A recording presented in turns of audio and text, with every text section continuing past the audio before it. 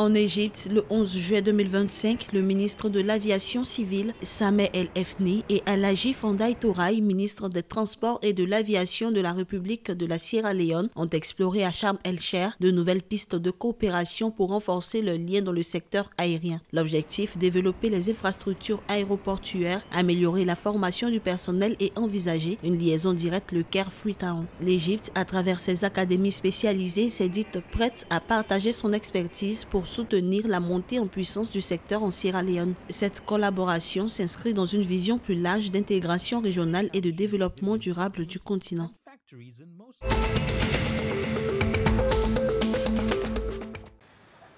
En Libye, sur la base aérienne de Benina, plusieurs avions de combat ont été remis en service après des travaux de maintenance, a annoncé l'état-major des unités de sécurité le 13 juillet 2025. Cette décision s'inscrit dans les efforts du commandement général pour renforcer les capacités de l'armée de l'air. Lors d'une visite d'inspection, le lieutenant-général Khaled Haftar a salué le professionnalisme du personnel et insisté sur l'importance de maintenir un haut niveau de préparation au combat, une initiative stratégique dans un contexte sécuritaire toujours instable.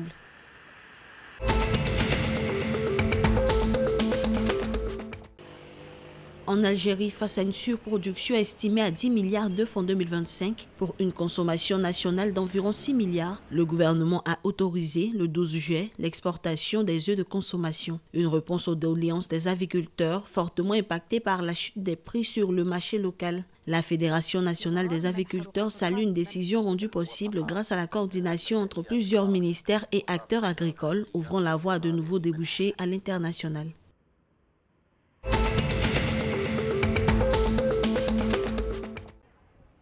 En Tunisie, le 12 juillet 2025, la société de transport de Tunisie, Transtu, a réceptionné au port de la Goulette un deuxième lot de 189 bus neufs sur les 300 prévus dans un contrat signé avec la société chinoise King Long. Objectif, améliorer le transport public dans le Grand Tunis où vivent près de 3 millions d'habitants. Cette acquisition de 152 millions de dinars, soit 48,6 millions de dollars, vise à réduire les temps d'attente, réactiver d'anciennes lignes et fluidifier les déplacements. Un nouveau marché, portant sur 418 bus supplémentaires, est aussi en préparation pour renforcer le réseau dans tout le pays.